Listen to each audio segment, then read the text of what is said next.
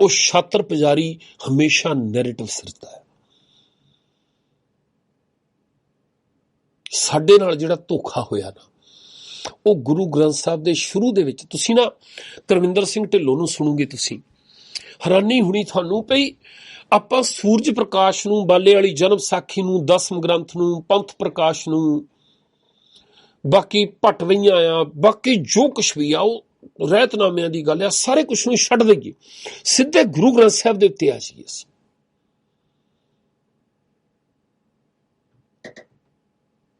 ਐਡਾ ਛਾਤਰ ਪੁਜਾਰੀ ਆ, ਇਹ ਸਾਰਾ ਕੁਛ ਜਿਹੜਾ ਖੜਾ ਕੀਤਾ ਹੈ ਨਾ, ਉਹਦੇ ਥੱਲੇ ਗੁਰੂ ਗ੍ਰੰਥ ਸਾਹਿਬ ਦੀ ਇਹਨਾਂ ਦੇ ਕੋਲ ਕੋਈ ਆਥੈਂਟਿਕ ਬਿਡ ਨਹੀਂ, ਔਰ ਉਹਦੇ ਲਈ ਕੋਈ ਉਪਰਾਲਾ ਨਹੀਂ ਕਰ ਰਹੇ। 100 ਸਾਲ ਪਹਿਲਾਂ ਜੇ ਇਹ ਸਵਾਲ ਉੱਠਦਾ, ਕਰਮ ਸਿੰਘ ਹਿਸਟੋਰੀਅਨ ਵਰਗਾ ਤੱਥਾਂ ਦੇ ਨਾਲ, ਇਤਿਹਾਸਕ ਹਵਾਲਿਆਂ ਦੇ ਵਿੱਚੋਂ ਸਾਰੀਆਂ ਗਵਾਹੀਆਂ ਦੇ ਕੇ ਇਹ ਸੱਚਾਈ ਮੋਹਰੇ ਰੱਖਦਾ ਕਿ ਗੁਰੂ ਨਾਨਕ ਪਾਤਸ਼ਾਹ ਦਾ ਪ੍ਰਕਾਸ਼ ਵਿਸਾਖ ਮਹੀਨੇ ਦਾ ਹੈ, ਨਵੰਬਰ ਦਾ ਨਹੀਂ। ਔਰ ਸਾਰੇ ਵਿਦਵਾਨ, ਸਾਡੀਆਂ ਯੂਨੀਵਰਸਿਟੀਆਂ, ਜਿੰਨੇ ਰਾਈਟਰ ਆ, ਸਾਰੇ ਮੰਨ ਜਾਂਦੇ ਆ ਇਸ ਗੱਲ ਨੂੰ। ਉਹਦੇ ਬਾਵਜੂਦ ਵੀ ਬੈਠ ਕੇ ਜਦੋਂ ਫੈਸਲਾ ਕਰਦੇ ਆ, ਉਹ ਇਹ ਕਰਦੇ ਆ ਕਿ ਅੱਜ ਤੋਂ ਬਾਅਦ ਜਦੋਂ ਕਿਸੇ ਨੇ ਲਿਖਣਾ ਆ, ਕਿਤਾਬ ਲਿਖਣੀ ਆ, ਕੋਈ ਰਸਾਲੇ 'ਚ ਲਿਖਣਾ ਆ, ਤੇ ਗੁਰੂ ਨਾਨਕ ਪਾਤਸ਼ਾਹ ਦਾ ਗੁਰਪੁਰਬ ਜਿਹੜਾ ਆ ਉਹ ਅਪ੍ਰੈਲ ਦਾ ਲਿਖਿਆ ਜਾਵੇ, ਇੱਕ ਵਿਸਾਖ ਦਾ। ਪਰ ਜਦੋਂ ਮਨਾਉਣਾ ਆ, ਉਹ ਨਵੰਬਰ ਦਾ ਮਨਾਇਆ ਜਾਵੇ। ਰਾਗਮਾਲਾ ਦੀ ਗੱਲ ਆਉਂਦੀ ਆ, ਵਿਦਵਾਨ ਤਿੰਨੇ ਹੀ ਬੀੜਾਂ, ਚਾਹੇ ਉਹ ਭਾਈ ਗੁਰਦਾਸ ਜੀ ਵਾਲੀ ਆ, ਚਾਹੇ ਕਰਤਾਰਪੁਰ ਵਾਲੀ ਆ, ਚਾਹੇ ਉਹ ਦਮਦਮੇ ਵਾਲੀ ਆ, ਜਿਹਨੂੰ ਅਸੀਂ ਭਾਈ ਗੁਰਦਾਸ ਜੀ ਵਾਲੀ ਉਹ ਬੀੜ ਜਿਹਨੂੰ ਅਸੀਂ ਪੰਜਵੇਂ ਪਾਤਸ਼ਾਹ ਦੀ ਲਿਖਵਾਈ ਹੋਈ ਕਹਿੰਦੇ ਆ, ਕਰਤਾਰਪੁਰ ਵਾਲੀ ਉਹ ਬੀੜ ਆ ਜਿਹਦਾ ਅਸੀਂ ਇਤਿਹਾਸ ਕਹਿੰਦਾ ਵੀ ਇੱਕ ਪਹਿਲਾ ਅਲੱਥਾ, ਜਿਹਦਾ ਪਹਿਲਾ ਉਤਾਰਾ ਉਹ ਤੋਂ ਹੋਇਆ ਆ। ਦਮਦਮਾ ਸਾਹਿਬ ਵਾਲੀ ਉਹ ਬੀੜ ਆ ਜਿਹਦੇ ਬਾਰੇ ਇਹ ਦਾਅਵਾ ਕੀਤਾ ਜਾਂਦਾ ਵੀ 10ਵੇਂ ਪਾਤਸ਼ਾਹ ਨੇ ਲਿਖਵਾਈ ਆ, ਤੇ ਉਹਨੂੰ ਗੁਰਤਾ ਗੱਦੀ ਦਿੱਤੀ ਆ। ਜਿਹੜਾ ਪੜ੍ਹਿਆ ਜਾਂਦਾ ਵੀ ਸਭ ਸਿੱਖ ਕੋ ਹੁਕਮ ਹੈ, ਗੁਰੂ ਮਾਨਿਓ ਗ੍ਰੰਥ। ਜਦੋਂ ਵਿਦਵਾਨਾਂ ਨੇ, ਸਕਾਲਰਾਂ ਨੇ ਤਿੰਨਾਂ ਬੀੜਾਂ ਦਾ ਅਧਿਐਨ ਕਰਕੇ ਇਹ ਸਾਬਤ ਕਰ ਦਿੱਤਾ, ਔਰ ਉਹਨਾਂ ਦੇ ਆਪਸੀ ਫਰਕਾਂ ਨੂੰ ਦੱਸ ਕੇ ਇਹ ਸਮਝਾ ਦਿੱਤਾ ਵੀ ਇਹਦੇ ਵਿੱਚੋਂ ਕੋਈ ਵੀ ਅਸਲੀ ਨਹੀਂ, ਹਰੇਕ ਦੇ ਵਿੱਚ ਮਿਲਾਵਟ ਹੋਈ ਹੋਈ, ਤੇ ਸਾਬਤ ਹੋ ਗਿਆ ਵੀ ਰਾਗਮਾਲਾ ਕਿਸੇ ਬੀੜ ਦੇ ਮੁਤਾਬਕ ਵੀ ਗੁਰੂ ਸਾਹਿਬ ਦੀ ਰਚਨਾ ਨਹੀਂ ਹੈ। ਫਿਰ ਵੀ ਪੰਥ ਇਕੱਠਾ ਹੋ ਕੇ ਇਹ ਫੈਸਲਾ ਕਰਦਾ ਆ ਵੀ ਜਿਹੜੇ ਥਾਂ ਤੇ ਰਾਗਮਾਲਾ ਪੜ੍ਹ ਕੇ ਅਖੰਡ ਪਾਠ ਦਾ ਭੋਗ ਪਾਇਆ ਜਾਂਦਾ, ਉਹ ਪੜ੍ਹ ਕੇ ਪਾਇਆ ਜਾਵੇ। ਜਿਨ੍ਹਾਂ ਥਾਵਾਂ ਤੇ ਬਿਨਾਂ ਰਾਗਮਾਲਾ ਤੋਂ ਭੋਗ ਪਾਇਆ ਜਾਂਦਾ, ਉਹ ਉਦਾਂ ਪਾਇਆ ਜਾਵੇ। ਜਾਣੀ ਚਲਦੀ ਰੀਤੀ ਅਨੁਸਾਰ। ਉਹ ਵੀ ਬਿਪਤਾ ਇਹ ਬਣ ਗਈ ਵੀ ਦਰਬਾਰ ਸਾਹਿਬ ਦੇ ਅੰਦਰ ਪੁਜਾਰੀ ਬੈਠਾ ਜਿਹੜਾ ਸੀ, ਹਰਮੰਦਰ ਸਾਹਿਬ ਜਿਹਨੂੰ ਕਹਿੰਦੇ ਆ, ਉੱਥੇ ਬੈਠਾ ਪੁਜਾਰੀ ਰਾਗਮਾਲਾ ਪੜ੍ਹਦਾ ਸੀ, ਤੇ ਅਕਾਲ ਤਖਤ ਦੇ ਉੱਤੇ ਬੈਠਾ ਹੋਇਆ ਪੁਜਾਰੀ ਜਿਹੜਾ ਆ ਉਹ ਰਾਗਮਾਲਾ ਨਹੀਂ ਪੜ੍ਹਦਾ ਸੀ। ਉਹ ਬਿਪਤਾ ਉਹਨਾਂ ਲਈ ਬਣ ਗਈ। ਨਹੀਂ ਤਾਂ ਹੋਰ ਗੁਰਦੁਆਰਿਆਂ ਵਿੱਚੋਂ ਵੀ ਸ਼ਾਇਦ ਇੰਨੀਆਂ ਗਵਾਹੀਆਂ ਨਾ ਮਿਲਦੀਆਂ। ਭਾਈ ਰਣਧੀਰ ਸਿੰਘ ਅਖੰਡ ਕੀਰਤਨੀ ਜਥੇ ਵਾਲਾ ਜਿਹੜਾ ਹੈ, ਉਹਨੇ ਇਹ ਸਟੈਂਡ ਲਿਆ ਸੀ ਕਿ ਰਾਗਮਾਲਾ ਗੁਰੂ ਦੀ ਬਾਣੀ ਨਹੀਂ ਹੈ। ਦਮਦਮੀ ਟਕਸਾਲ ਜਿਹੜੇ ਗ੍ਰੰਥ ਤੇ ਆਧਾਰਿਤ ਆਪਣਾ ਸਾਰਾ ਢਾਂਚਾ ਖੜਾ ਕਰੀ ਬੈਠੀ ਆ, ਸੰਤੋਖ ਸਿੰਘ ਦਾ ਲਿਖਿਆ ਸੂਰਜ ਪ੍ਰਕਾਸ਼, ਉਹ ਵੀ ਰਾਗਮਾਲਾ ਨੂੰ ਗੁਰੂ ਸਾਹਿਬ ਦੀ ਰਚਨਾ ਨਹੀਂ ਮੰਨਦਾ। ਫਿਰ ਵੀ ਦਮਦਮੀ ਟਕਸਾਲ ਰਾਗਮਾਲਾ ਨੂੰ ਗੁਰੂ ਗ੍ਰੰਥ ਸਾਹਿਬ ਦਾ ਹਿੱਸਾ ਮੰਨਦੀ ਆ, ਅਖੰਡ ਕੀਰਤਨੀ ਜਥਾ ਨਹੀਂ ਮੰਨਦਾ। ਇਹ ਦੋ ਗਰੁੱਪਾਂ ਦੀ ਆਪਸੀ ਰੰਜਿਸ਼ ਥੋੜੀ ਜਿਹੀ। ਅਖੰਡ ਕੀਰਤਨੀ ਜਥੇ ਦਾ ਆਪਣਾ ਕੋਈ ਐਸਾ ਗੁਰਦੁਆਰਾ ਹੋਵੇ, ਉਸ ਵੇਲੇ ਐਸਾ ਸਥਾਨ ਹੋਵੇ ਜਿੱਥੇ ਉਹ ਰਾਗਮਾਲਾ ਪੜ੍ਹਨ ਤੋਂ ਬਿਨਾਂ ਭੋਗ ਪਾਉਂਦੇ ਹੁਣ, ਉਹਦੀ ਕੋਈ ਬਹੁਤੀ ਵੱਡੀ ਗਵਾਹੀ ਨਹੀਂ ਮਿਲਦੀ। ਪਰ ਇਹ ਜ਼ਰੂਰ ਮਿਲਦਾ ਕਿ ਦਰਬਾਰ ਸਾਹਿਬ ਦੇ ਅੰਦਰ ਹਰਮੰਦਰ ਸਾਹਿਬ ਜਾਣੀ ਜਿਹੜੀ ਉਹ ਜਗ੍ਹਾ ਸਰੋਵਰ ਦੇ ਗੱਭੇ ਆ, ਵਿਚਕਾਰ ਆ, ਉੱਥੇ ਰਾਗਮਾਲਾ ਪੜ੍ਹੀ ਜਾਂਦੀ ਸੀ, ਅਕਾਲ ਤਖਤ ਦੇ ਉੱਤੇ ਨਹੀਂ ਪੜ੍ਹੀ ਜਾਂਦੀ ਸੀ। ਜਿਸ ਕਰਕੇ ਉਹਨਾਂ ਨੇ ਮਰਿਆਦਾ ਦੇ ਵਿੱਚ ਇਹ ਲਿਖ ਦਿੱਤਾ ਕਿ ਚਲਦੀ ਰੀਤੀ ਅਨੁਸਾਰ ਕੋਈ ਫੈਸਲਾ ਨਹੀਂ ਕਰ ਸਕੇ। ਇਹ ਗੱਲ ਗੁਰੂ ਗ੍ਰੰਥ ਸਾਹਿਬ ਦੀ ਆ। ਜੇ ਇਹਦੇ ਉੱਤੇ ਬਾਕੀ ਦੇਖੋ ਤੁਸੀਂ, ਕੁਛ ਨਹੀਂ ਮਿਲਦਾ ਤੁਹਾਨੂੰ। ਇਹ ਵੀ ਮੈਂ ਜ਼ਿਕਰ ਤਾਂ ਕੀਤਾ ਵੀ ਜਦੋਂ ਅਸੀਂ ਜਿਹੜੀ ਰਿਪੂ ਦਮਨ ਸਿੰਘ ਮਲਕ ਦੀ ਗੱਲ ਕਰਦੇ ਆ ਨਾ, ਦਿਨੇ ਦਿਹਾੜੇ ਕਤਲ ਹੋਇਆ, ਉਹਨੂੰ ਕੋਈ ਕਹਿੰਦਾ ਜੀ ਉਹ ਮੋਦੀ ਦੇ ਹੱਕ ਵਿੱਚ ਬਿਆਨ ਦਿੰਦਾ ਸੀ, ਕੋਈ ਕੁਛ ਕਹਿ ਰਿਹਾ, ਕੋਈ ਜੋ ਮਰਜ਼ੀ ਕਹਿ ਲਓ। ਮੈਂ ਕਹਿੰਦਾ ਉਹ ਨੈਰੇਟਿਵ ਸਿਰਜਿਆ ਜਾਂਦਾ ਹੈ। ਮੋਦੀ ਦੀ ਪਾਰਟੀ ਦੇ ਵਿੱਚ ਪੰਜਾਬ ਦੇ ਵਿੱਚੋਂ ਹਜ਼ਾਰਾਂ ਬੰਦੇ ਸ਼ਾਮਲ ਹੋਏ ਆ। ਦਮਦਮੀ ਟਕਸਾਲ ਦਾ ਵਕੀਲ ਵੀ ਸ਼ਾਮਲ ਹੋਇਆ, ਹਰਚੰਦ ਸਿੰਘ, ਜਿਹੜਾ ਸਰਚੰਦ ਸਿੰਘ। ਦਿੱਲੀ ਕਮੇਟੀ ਵਾਲੇ ਕਿੰਨੇ ਬੰਦੇ ਆ ਜਿਹੜੇ ਸ਼ਾਮਲ ਹੋਏ ਹੋ ਆ। ਕਿਸੇ ਬੰਦੇ ਦੇ ਉੱਤੇ ਕੋਈ ਨਾ ਕੋਈ ਮੁਜ਼ਾਹਰਾ ਹੋਇਆ ਉਹਦੇ ਵਿਰੁੱਧ, ਨਾ। ਤੇ ਕੈਨੇਡਾ 'ਚ ਬੈਠੇ ਬੰਦੇ ਦੇ ਸਿਰਫ ਇਸ ਕਰਕੇ ਉਹਨੂੰ ਕਤਲ ਕੀਤਾ ਗਿਆ ਪਏ ਉਹਦੇ ਹੱਕ ਵਿੱਚ ਸਟੇਟਮੈਂਟ ਦਿੰਦਾ ਸੀ, ਕੋਈ ਸੈਂਸ ਨਹੀਂ ਬਣਦੀ। ਜੋ ਮਰਜ਼ੀ ਹੋਵੇ, ਤੁਸੀਂ ਇਹਨਾਂ ਘਟਨਾਵਾਂ ਨੂੰ ਜਸਟੀਫਾਈ ਨਹੀਂ ਕਰ ਸਕਦੇ ਕਦੇ ਵੀ। ਹਿੰਸਾ ਨੂੰ ਜਸਟੀਫਾਈ ਨਹੀਂ ਕਰ ਸਕਦੇ।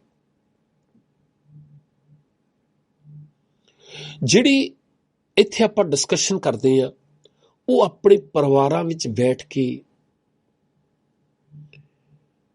ਜੋ ਸਾਨੂੰ ਬੱਚਿਆਂ ਤੱਕ, ਅਗਲੀ ਪੀੜ੍ਹੀ ਤੱਕ ਲੈ ਕੇ ਜਾਣਾ ਚਾਹੀਦਾ, ਜਿੱਥੇ ਨੂੰ ਸਮਝ ਆ ਰਿਹਾ ਹੈ। ਇੱਕ ਖਿਆਲ ਰੱਖਿਓ, ਟੈਕਨੋਲੋਜੀ ਨੇ ਬਹੁਤ ਕੁਝ ਦਿੱਤਾ ਸਾਨੂੰ, ਕੋਈ ਸ਼ੱਕ ਨਹੀਂ ਇਹਦੇ ਵਿੱਚ, ਪਰ ਉਹਨੇ ਲੋਨਲੀਨੈਸ ਵੀ ਦਿੱਤੀ ਆ, ਇਕੱਲਪੁਣਾ ਵੀ ਦਿੱਤਾ ਸਾਨੂੰ, ਉਹਨੇ ਡਿਪਰੈਸ਼ਨ ਵੀ ਦਿੱਤਾ ਸਾਨੂੰ, ਇਹਨੇ ਐਂਗਜ਼ਾਇਟੀ ਵੀ ਦਿੱਤੀ ਆ ਸਾਨੂੰ। ਅਸੀਂ ਜੇ ਨਾ ਆਪਣੇ ਆਪ ਨੂੰ ਸੰਭਾਲਿਆ, ਜਿਹੜਾ ਨਾ ਅੰਗਰੇਜ਼ੀ ਦੇ ਕਿਸੇ ਰਾਈਟਰ ਦੀ ਸਟੇਟਮੈਂਟ ਵੀ ਇੱਕ ਫੇਸਬੁੱਕ ਤੇ ਘੁੰਮਦੀ ਸੀ ਕਿ ਤੁਸੀਂ ਜਦੋਂ ਬਹੁਤ ਮਿਹਨਤ ਕਰਦੇ ਆ ਤੇ ਮਿਹਨਤ ਤੋਂ ਬਾਅਦ ਤਖਤਾਂ ਤੱਕ ਪਹੁੰਚ ਜਾਂਦੇ, ਤੁਸੀਂ ਉਚਾਈ ਨੂੰ ਛੂ ਜਾਂਦੇ ਆ, ਪਰ ਉੱਥੇ ਜਾ ਕੇ ਰਿਲੈਕਸ ਹੋ ਜਾਂਦੇ ਆ। ਅਗਲੀ ਪੀੜ੍ਹੀ ਤੁਹਾਡੀ ਲੇਜ਼ੀ ਹੋ ਜਾਂਦੀ ਹੈ, ਉਹ ਤੋਂ ਬਾਅਦ ਫਿਰ ਤੁਸੀਂ ਢਲਾਣ ਤੇ ਆ ਜਾਂਦੇ, ਡਿੱਗ ਪੈਂਦੇ। ਉਹ ਅਸੀਂ ਆਪਣੀ ਆਉਣੇ ਵਾਲੀ ਪੀੜ੍ਹੀ ਦਾ ਖਿਆਲ ਰੱਖੀਏ।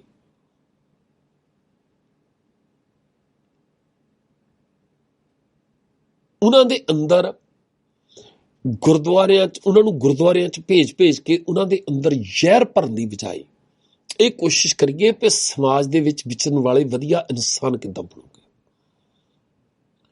ਜਿਹੜੀ ਮੁਕਾਬਲੇ ਦੀ ਬਿਰਤੀ ਕਰਕੇ, ਅੰਦਰ ਪਛੜੇ ਹੋਏ ਹੋਣ ਦਾ ਅਹਿਸਾਸ ਹੋਣ ਕਰਕੇ ਬਹੁਤ ਸਾਰੀਆਂ ਥਾਵਾਂ ਤੇ ਬੱਚੇ ਜਾਣਾ ਚਾਹੁੰਦੇ ਆ, ਬਰਾਬਰੀ ਕਰਨੀ ਚਾਹੁੰਦੇ ਪਰ ਕਰ ਨਹੀਂ ਸਕਦੇ, ਜਿਸ ਕਰਕੇ ਹੀਣ ਭਾਵਨਾ ਦੇ ਸ਼ਿਕਾਰ ਹੋ ਰਹੇ ਆ। ਉਹ ਸਾਰੇ ਕੁਛ ਕਰਕੇ ਜਿਹੜਾ ਇਕੱਲਪੁਣਾ ਆਇਆ ਨਾ ਉਹਨਾਂ ਦੇ ਅੰਦਰ, ਉਹ ਇਕੱਲਪੁਣੇ ਕਰਕੇ ਉਹਨਾਂ ਦੇ ਅੰਦਰ ਹਿੰਸਾ ਵੈਸੇ ਹੀ ਭੜਕੀ ਪਈ ਆ। ਤੇ ਅਸੀਂ ਜਦੋਂ ਉਹਨਾਂ ਦੇ ਡਿਪਰੈਸ਼ਨ ਨੂੰ, ਉਹਨਾਂ ਦੇ ਨਸ਼ਿਆਂ ਵੱਲ ਜਾਣ ਨੂੰ, ਉਹਨਾਂ ਦੇ ਕਿਸੇ ਕੰਮ ਦੇ ਵਿੱਚ ਚੰਗੀ ਤਰ੍ਹਾਂ ਮਨ ਨਾ ਲਾਉਣ ਨੂੰ, ਗੁਰਦੁਆਰੇ ਦੇ ਗ੍ਰੰਥੀਆਂ ਪ੍ਰਚਾਰਕਾਂ ਦੇ ਕਹੇ ਤੇ ਗੁਰਦੁਆਰੇ ਭੇਜ ਕੇ ਅੰਮ੍ਰਿਤ ਛਕਾ ਕੇ ਉਹ ਕਹਾਣੀਆਂ ਸੁਣਾ ਕੇ ਉਸ ਪਾਸੇ ਲਾਉਣੇ ਆ, ਤੇ ਉਹ ਜਿਹੜੀ ਉਹਨਾਂ ਦੇ ਪਛੜੇ ਹੋਣ ਦੇ ਅਹਿਸਾਸ ਕਰਕੇ ਅੰਦਰ ਪਹਿਲਾਂ ਹੀ ਭੜਕੀ ਹੋਈ ਹਿੰਸਾ ਆ, ਉਹਨੂੰ ਚੰਗਿਆੜੀ ਲੱਗ ਜਾਂਦੀ ਹੈ। ਜਾ ਕੇ ਉਸ ਬਰੂਦ ਦੇ, ਉਸ ਪਟਾਕੇ ਦੇ ਫੀਤੇ ਨੂੰ ਅੱਗ ਲੱਗ ਜਾਂਦੀ। ਇੱਥੇ ਉਹਨਾਂ ਨੂੰ ਰਾਹਤ ਮਹਿਸੂਸ ਹੁੰਦੀ ਆ ਪਈ ਹੁਣ, ਕਿਉਂਕਿ ਜਿਹੜਾ ਬੰਦਾ ਫਰਸਟ੍ਰੇਟ ਹੋਇਆ ਹੁੰਦਾ ਨਾ, ਉਹ ਕੁਛ ਭੰਨਣਾ ਤੋੜਨਾ ਚਾਹੁੰਦਾ ਹੁੰਦਾ, ਕੁਛ ਨਿਕਾਸੀ ਨਹੀਂ ਹੋ ਰਹੀ ਹੁੰਦੀ ਉਹਦੇ ਵਿਚਾਰਾਂ ਦੀ, ਕਿਤੇ ਉਹ ਆਪਣੇ ਆਪ ਨੂੰ ਐਕਸਪ੍ਰੈਸ ਨਹੀਂ ਕਰ ਸਕਦਾ, ਪ੍ਰਗਟ ਉਹਦੇ ਕੋਲ ਪ੍ਰੋਸੈਸ ਨਹੀਂ ਹੁੰਦਾ। ਇੰਨਾ ਉਲਝ ਗਿਆ ਹੁੰਦਾ ਨਾ ਉਹ ਆਪਣੇ ਵਿਚਾਰਾਂ ਦੇ ਨਾਲ, ਏਦਾਂ ਦਾ ਜੰਗਲ ਬਣਿਆ ਹੁੰਦਾ ਉਹਨੂੰ। ਉਸ ਵੇਲੇ ਬਸ ਜੇ ਥੋੜੀ ਜਿਹੀ ਤਸੱਲੀ ਮਿਲਦੀ ਤਾਂ ਕੁਛ ਕਲੇਸ਼ ਪਾ ਕੇ, ਭੰਨ ਤੋੜ ਕਰਕੇ, ਤੇ ਜਦੋਂ ਧਰਮ ਦੇ ਨਾਂ ਤੇ ਉਹਨੂੰ ਪਤਾ ਲੱਗਦਾ ਕਿ ਇੱਥੇ ਤਾਂ ਨਾਲੇ ਤਾਂ ਮੇਰੀ ਫਰਸਟ੍ਰੇਸ਼ਨ ਨਿਕਲ ਜਾਣੀ ਹੈ, ਨਾਲੇ ਮੈਂ ਯੋਧਿਆਂ ਦੇ ਵਿੱਚ ਆ ਜਾਣਾ, ਉਹ ਹਰ ਵੇਲੇ ਅੰਦਰੋਂ ਭੜਕਿਆ ਹੁੰਦਾ। ਤੇ ਧਰਮ ਉਹਨੂੰ ਕੀ ਦੇ ਦਿੰਦਾ, ਸਾਡੀ ਸਿੱਖਿਆ ਉਹਨੂੰ ਕੀ ਦਿੰਦੀ ਹੈ, ਵੀ ਜਿੱਥੇ ਮਰਜ਼ੀ ਕਲੇਸ਼ ਪਾ ਲਾ ਤੂੰ ਜਾ ਕੇ।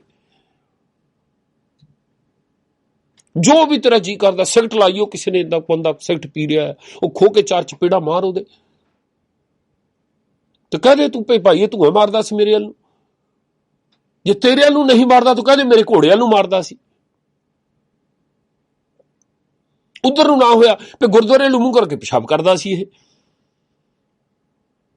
ਜਦੋਂ ਅਸੀਂ ਗੁਰੂ ਨਾਨਕ ਦੇਵ ਜੀ ਬਾਰੇ ਗੱਲ ਕਰਦੇ ਹਾਂ, ਉਹ ਮੱਕੇ ਜਾਂਦੇ ਆ ਤੇ ਉਹ ਕਹਿੰਦੇ ਤੂੰ ਲੱਤਾਂ ਕੀਤੀਆਂ ਉਧਰ ਨੂੰ, ਮਤਲਬ ਬਹਾਨਾ ਨਹੀਂ ਮਿਲ ਰਿਹਾ, ਕੋਈ ਭੜਕਿਆ ਬੰਦਾ।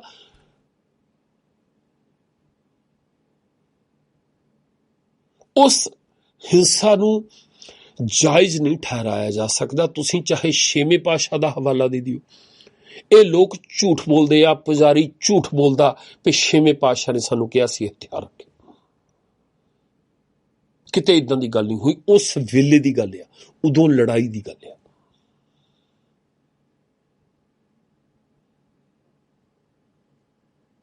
ਕੱਲ ਪਰਸੋਂ ਪੋਸਟ ਵੀ ਘੁੰਮਦੀ ਸੀ ਵੀ ਸਾਡੇ ਪ੍ਰਚਾਰਕਾਂ ਨੇ ਕਿੰਨਾ ਰੌਲਾ ਪਾਇਆ ਇਸ ਗੱਲ ਦਾ ਭਈ ਆਗਾਨੀ ਨਹੀਂ ਬੰਨਣੀ ਇੱਥੇ ਜੀ, ਮੌਲੀ ਨਹੀਂ ਬੰਨਣੀ, ਏਦਾਂ ਨਹੀਂ ਕਰਨਾ, ਧਾਗੇ ਨਹੀਂ ਪਾਉਣੇ, ਆਹ ਨਹੀਂ ਕਰਨਾ, ਤਵੀਤ ਨਹੀਂ ਪਾਉਣਾ। ਆ ਜਿਹੜਾ ਗਲ ਦੇ ਵਿੱਚ ਐਡਾ ਵੱਡਾ ਧਾਗਾ ਪਾਇਆ ਹੈ, ਜੇ ਭਗਤ ਕਬੀਰ ਜੀ ਨੂੰ, ਗੁਰੂ ਸਾਹਿਬ ਨੂੰ ਦੇਖਦੇ ਹਾਂ ਤੇ ਉਹ ਇਸ ਕੰਠ ਜਨੇਊ ਜਿਹੜਾ ਪਾਇਆ ਸੀ ਉਹਦੇ ਬਾਰੇ ਕਹਿੰਦੇ ਸੀ ਨਾ ਵੀ ਤੂੰ ਇਹਦੇ ਆਸਰੇ ਨਾਲ ਹੀ ਧਾਰਮਿਕ ਬਣਿਆ ਫਿਰਦਾ। ਬਸ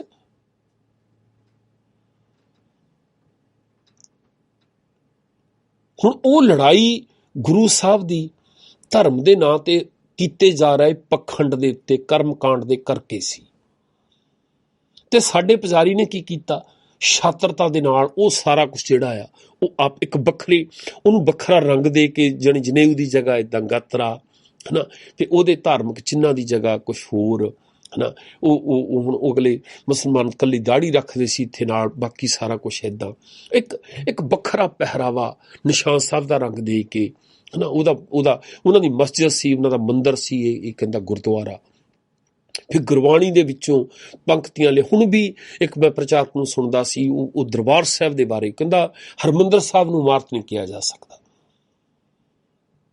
ਗੁਰੂ ਗ੍ਰੰਥ ਸਾਹਿਬ ਦੇ ਵਿੱਚ ਕਹਿੰਦਾ ਗੁਰੂ ਸਾਹਿਬ ਨੇ ਕਿਹਾ ਵੀ ਹਰਿਮੰਦਰ ਹਰ ਜੀਓ ਸਾਜਿਆ। ਮਤਲਬ ਉਹ ਗੁਰਬਾਣੀ ਦੀਆਂ ਪੰਕਤੀਆਂ ਜਿਹੜੀਆਂ ਸਰੀਰ ਦੇ ਸੰਬੰਧਿਤ ਵਿੱਚ, ਦਿਮਾਗ ਦੇ ਸੰਬੰਧ ਵਿੱਚ ਕਹੀਆਂ ਜਾ ਰਹੀਆਂ ਆ, ਉਹਨਾਂ ਸਾਰੀਆਂ ਨੂੰ ਉਹ ਬਿਲਡਿੰਗ ਦੇ ਨਾਲ ਇੱਥੇ ਜੋੜ ਰਿਹਾ।